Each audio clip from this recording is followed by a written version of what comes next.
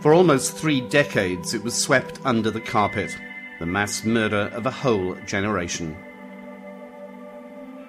The first Democrats who followed the military dictatorship felt it was best forgotten, gave amnesties to all those involved, and passed laws to make sure they could never be prosecuted.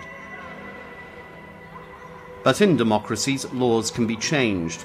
More confident politicians, no longer frightened of a strong military, are repealing the amnesties. Finally, the people who made thousands of their countrymen disappear are having to face their past.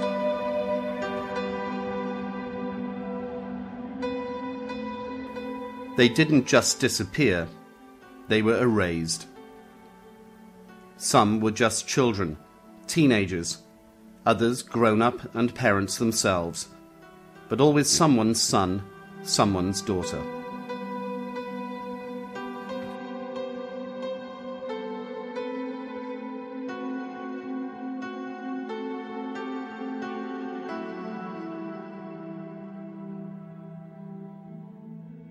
Y pusieron en práctica lo que hoy sabemos que era la doctrina de la seguridad nacional, una ideología que nace en el Pentágono en Estados Unidos y se impone en toda Latinoamérica en las sucesivas dictaduras que hubo y en Argentina, por supuesto.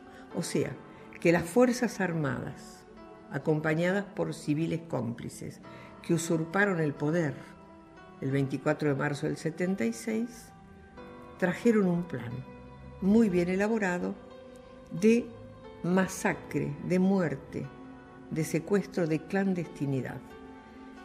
Nosotros no lo sabíamos, pero lo presentíamos los padres. Yo, como directora de escuela, veía cómo mis maestras llegaban llorando, contando lo que veían en las calles de La Plata, que eran fusilamientos de jóvenes contra paredes, luego se los llevaban, los arrastraban y eran los que no volvían al hogar. They murdered their sons and daughters, and then they stole their grandchildren.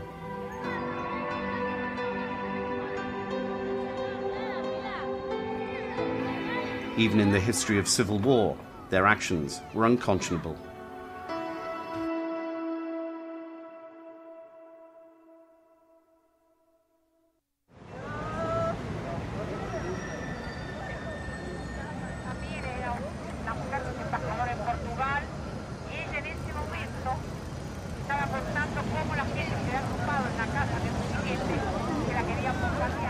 But in their evil equation, they hadn't included the maternal instinct, the power of motherhood, the tenacity of women whose children and grandchildren vanished before their eyes.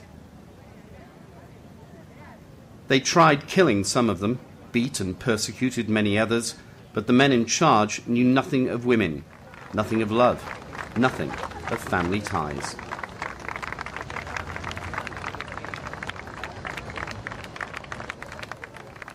They had no idea that the blood they spilled would one day return in living form.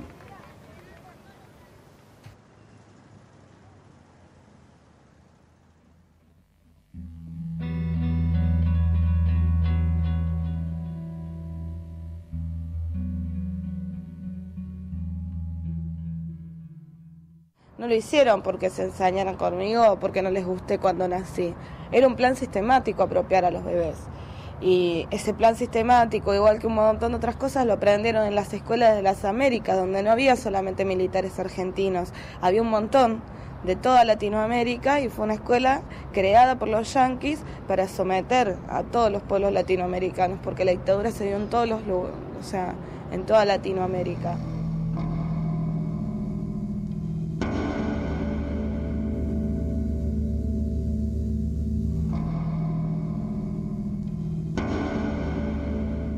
Parece que en realidad el problema de esto fueron las mentes que lo planearon, Videla, Macera, Astiz, y que desde esas cabezas es donde salió la loca idea, que no es nueva en la historia de la humanidad, de que los hijos de los vencidos podíamos ser mejor criados en otras casas. Y qué mejor criados que en las casas de aquellos que le habían servido como dedo para apretar el gatillo. This was the perverse strategy of a brutal and corrupt military hell-bent on building a new Argentina, supported by the United States, trained and armed by the Pentagon.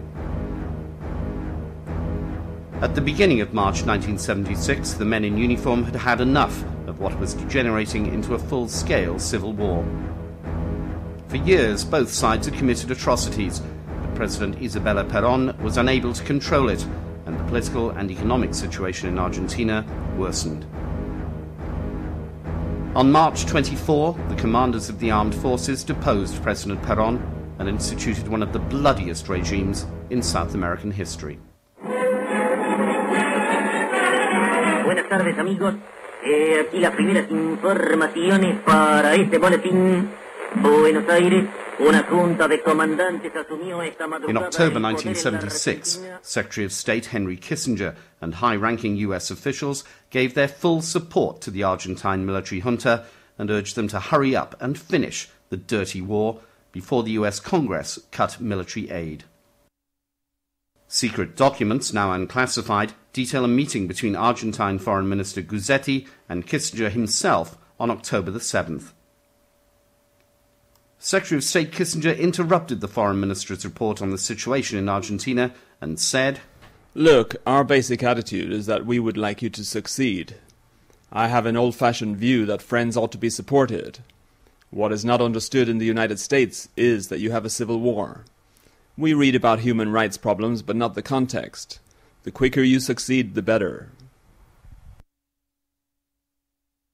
For almost 3 decades, they got away with it.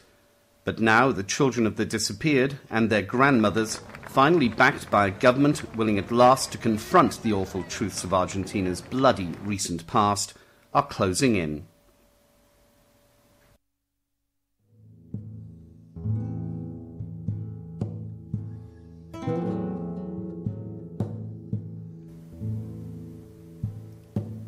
Among the estimated 33,000 civilians murdered in Argentina's dirty war, more than 500 pregnant women and girls who simply disappeared.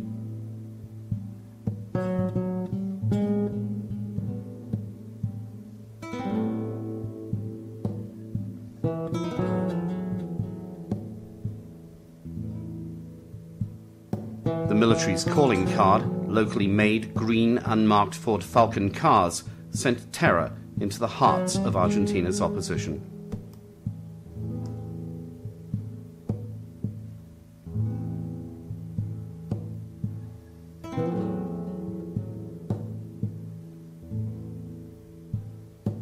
The mothers-to-be were tortured, kept alive, blindfolded while giving birth, and then killed.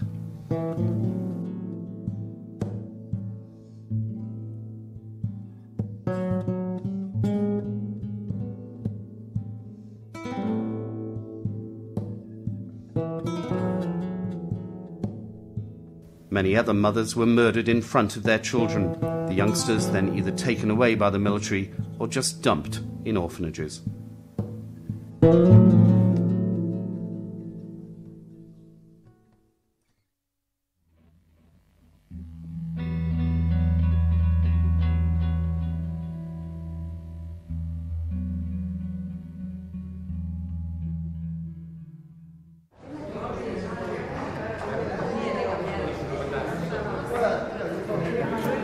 Not all of the children of the disappeared were raised by the guilty.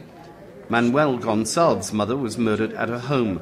The police handed his elder brother to his grandparents. But in the maelstrom that was the Argentine dictatorship, he ended up in an orphanage and was later adopted by loving parents. Sí, sabía, sí. Desde siempre supe que era hijo adoptado.